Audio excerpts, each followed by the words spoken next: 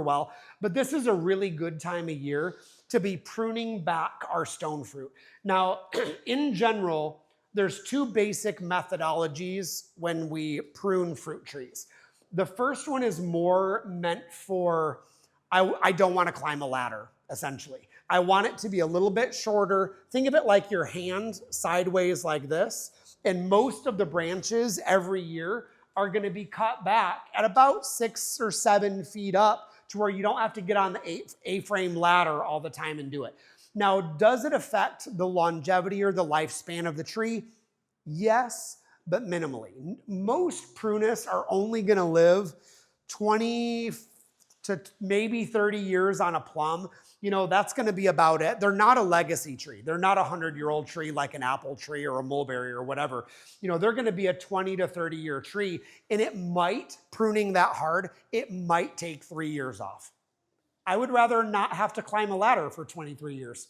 That's just, you know what I mean? Like that's my own thought process, especially if you have 30 fruit trees. I'm not moving an A-frame ladder and climbing up and down, you know, on it. Like it just ain't gonna happen. So the open center here is really good for peaches, for nectarine, for plums, for apricots. It says cherry, but that's for a northern growing zone. The other way to do it is to keep that big, tall central lead. This is a more formal, it's an upright. It does look prettier, so to speak. But you also, when are you going to get on a ladder and harvest all of those fruit that are way up there?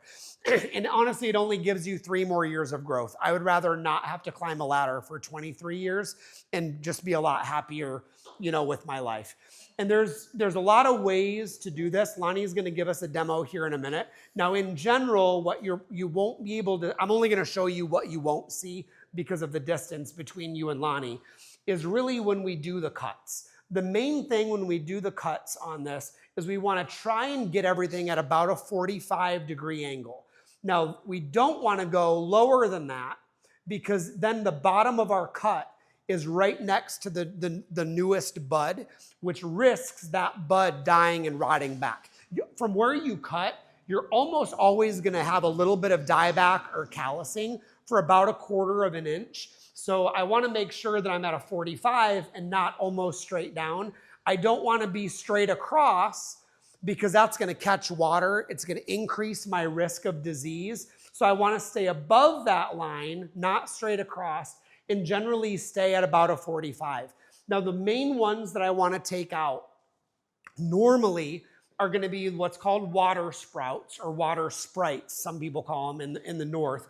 And I don't see any on these ones. These are a little bit young. So on the more mature fruit trees, the water sprites or water sprouts are when you get a good branch, you'll get this one branch that goes up like a foot higher than the other ones. It's a stress response from the plant, and that's not gonna produce fruit.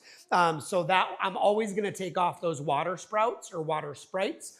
I'm gonna take off any crossing branches that do this, because when there's that rubbing, it creates a wound on the plant, which you're almost always gonna have disease, you're gonna have infection, which on a peach tree or a plum tree, you're gonna get gummiosis or a bunch of other things that'll happen.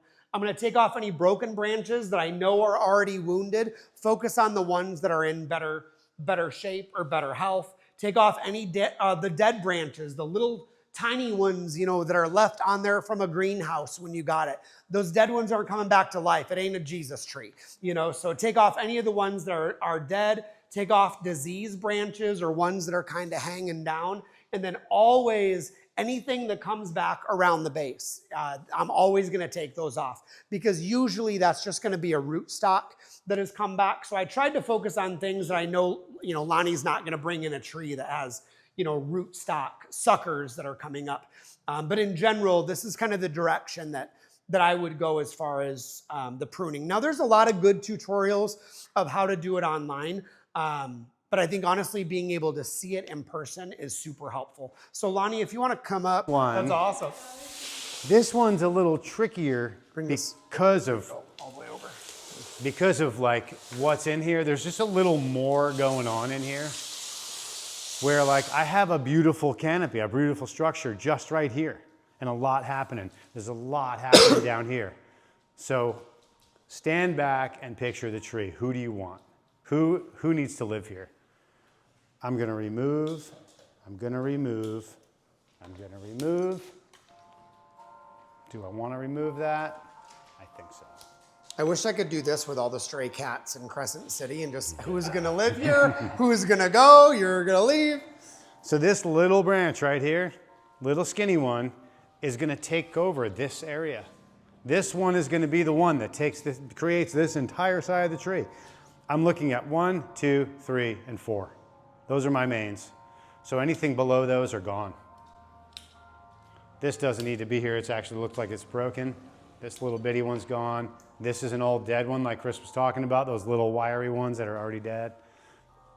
That's dead. These are gonna grow right into each other. They're not touching right now. Guaranteed these are gonna fight it out over the years. So that's gone. This one's gonna now be a main canopy limb, main structure. Where do I cut? I need to send this way. I need one bud to come straight this way and then break it out over here and just make a little separation from here. This one is the perfect angle for me. That one's facing directly at Chris. It's gonna come straight out this way. It's underside, so it's not gonna have that straight up growth. It's gonna have to grow this way a little bit. And that's when it gets to about here, I'm gonna find my 2 buds that are side by side and I'm gonna snip it, and then they're gonna grow that way. And then I'm gonna hit them, and then they're gonna grow, and they're gonna grow. And you're gonna just keep working this center.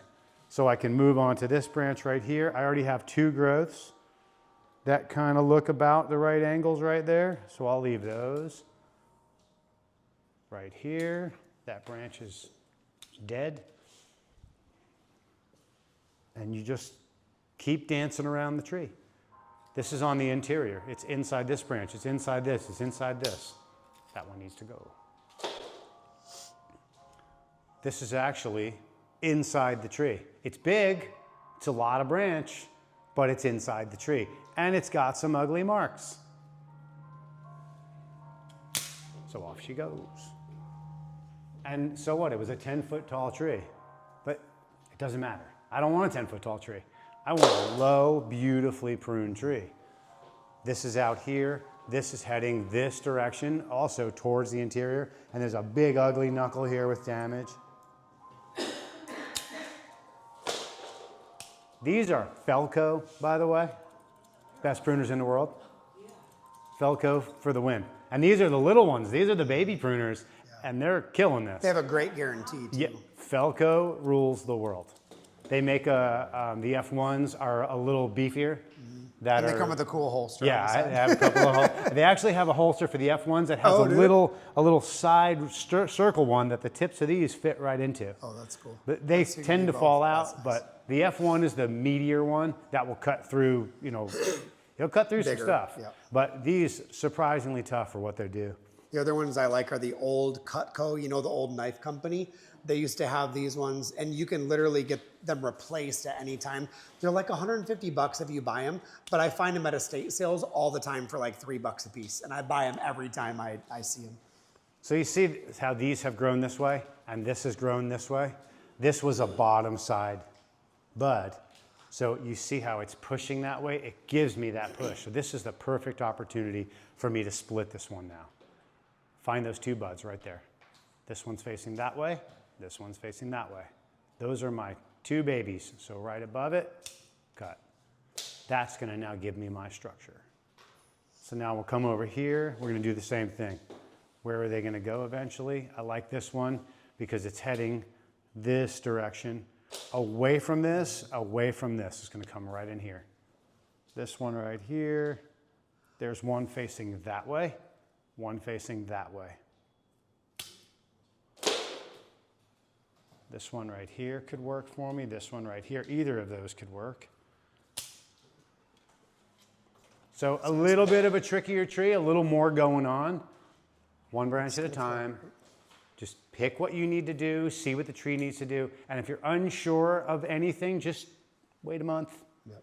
Let some green grow, see where it fills in, see what doesn't look right, what does look right.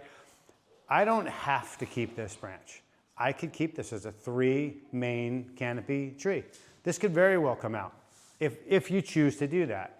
I could also use it as a forelimb. It's entirely up to you. Here's an old prune that was left from long, long ago. Probably the first tipping of the tree.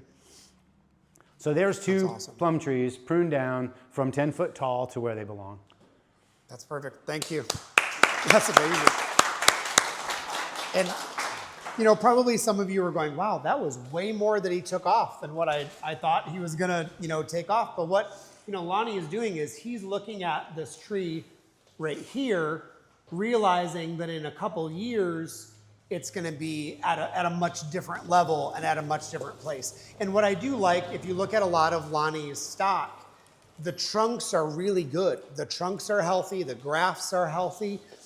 It's a very healthy nursery stock. You're not going to get that when you're going to Home Depot and Lowe's. You're just not. You know, they really don't care. They do what sells and what makes a good bang for the buck. Now, what Lonnie is doing right now, also what you would do if you pruned your trees, you're not leaving that at the base of the tree.